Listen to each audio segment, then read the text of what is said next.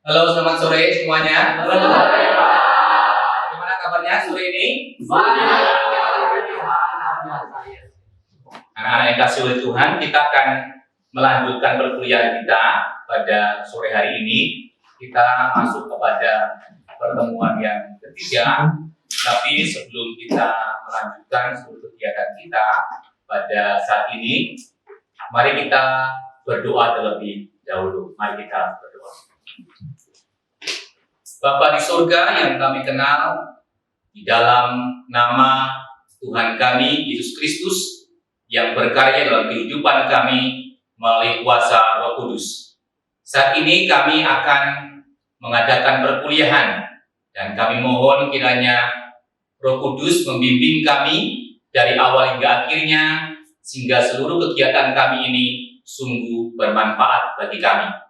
Dalam nama Tuhan Yesus, kami berdoa. Amin. Baik, sebelum saya lanjut di dalam materi kita, saya akan memulai dengan presensi.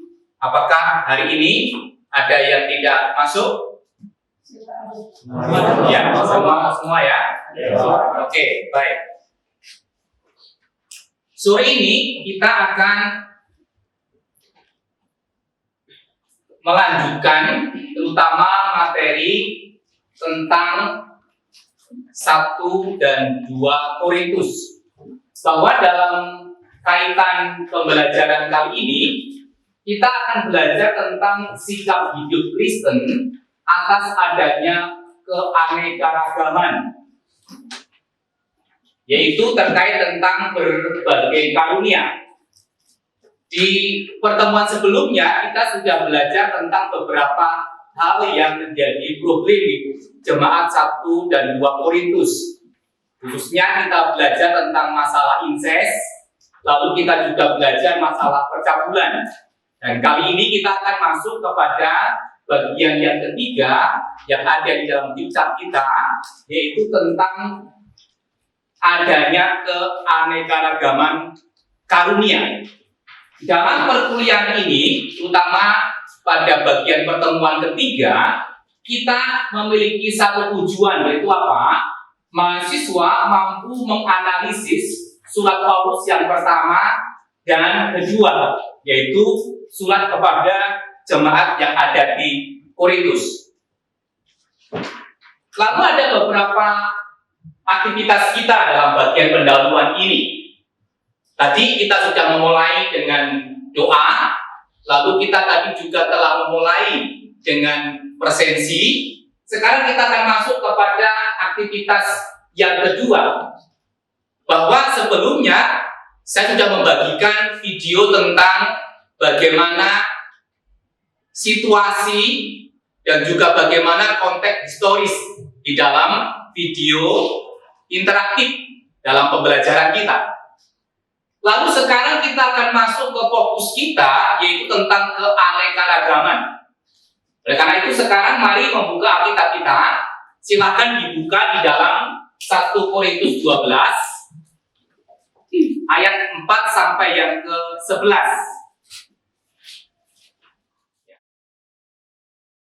Oke, baik, sekarang perhatikan.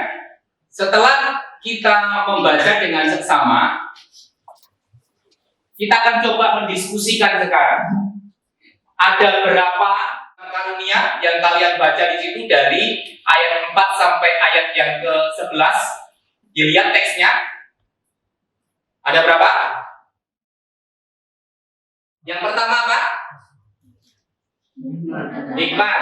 Lalu selanjutnya pengetahuan. Lalu iman. Jangan ragu-ragu. Suaranya kecil sekali karena ragu-ragu gitu ya. Jangan ragu-ragu. Ya. Lalu apa lagi? Setelah iman? Penyembuhan terus? Memandangkan mukjizat. Lalu berbuat. Lalu membedakan roh. Lalu yang terakhir? Jadi ada berapa? 8 karunia, gitu ya. yang memang menjadi satu problem di jemaat terutama yang ada di Korintus. Kalau memperhatikan struktur teks, perhatikan di PowerPoint kita. Ternyata secara struktur teks surat 1 Korintus kita boleh melihat, perhatikan bahwa pasal 12 dimulai ayat 1, lalu ternyata itu memiliki kesatuan sampai dengan pasal 14 ayat yang ke-40. Dan kalau kalian perhatikan di dalam PowerPoint ini, ternyata kita bisa membacanya secara satu pendekatan, yaitu kiasme. Perhatikan ya, bahwa ternyata ada A, yaitu pasal 12 ayat 1 sampai 3, ternyata berisi tentang pendahuluan. Ketika kita memperhatikan pasal 12 ini, terutama ayat 1 sampai 3, yang tadi kita pelajari dalam struktur, berbicara tentang pendahuluan. Ternyata ayat 1, perhatikan, Paulus sedang menasihati jemaat di Korintus, supaya mereka memiliki pemahaman yang benar tentang keanekaragaman karunia rohani sebagai satu anggota tubuh Kristus. Lalu dalam pendahuluan ini ayat 2, Paulus juga menyadarkan jemaat tentang kondisi masa lalu mereka dan bagaimana perilaku hidup mereka sebelumnya yang menyimpang dari kehendak Tuhan. Lalu ayat ketiga, Paulus hendak menekankan bahwa setiap orang yang telah menerima Tuhan Yesus adalah satu anggota tubuh yang telah menjadi manusia rohani atau manusia. Ternyata untuk menyelesaikan masalah itu, kalau kita melihat struktur ini jelas sebenarnya. Kuncinya adalah apa? Memiliki kasih. Ya, ternyata kasih itu menjadi jalan keluar ketika menghadapi yang namanya keanekaragaman. Nah, oleh karena itu, mari kita coba masuk ke bagian utamanya. Ya, ayat 4 sampai ayat 6 itu berbicara apa? Ternyata berbicara bahwa semua orang Kristen itu sudah pasti dipimpin oleh Roh Kudus. Tetapi dalam memimpin, dalam memberikan arahan, dalam memberikan bimbingan, ternyata antara orang Kristen yang satu dan orang Kristen yang lain itu tidak persis sama. Kosakata penting di sini adalah kata diaresis, ya, yang artinya adalah keanekaragaman atau rupa-rupa. Akhirnya menghasilkan Roh Kudus itu yang adalah sumber, yang adalah Allah sendiri. Maka Roh Kudus yang beraktivitas itu membagikan karunia-karunia, yaitu ada hikmat, ada iman, menafsirkan, mukjizat, pengetahuan. Semuanya itu sumbernya satu, yaitu Roh Kudus. Oleh karena itu, perhatikan baik-baik. Sekarang, kalau kalian melihat diri kalian sendiri, kita akan coba sekarang refleksi. Ya, refleksi. Sekarang kita ada di sini, perhatikan.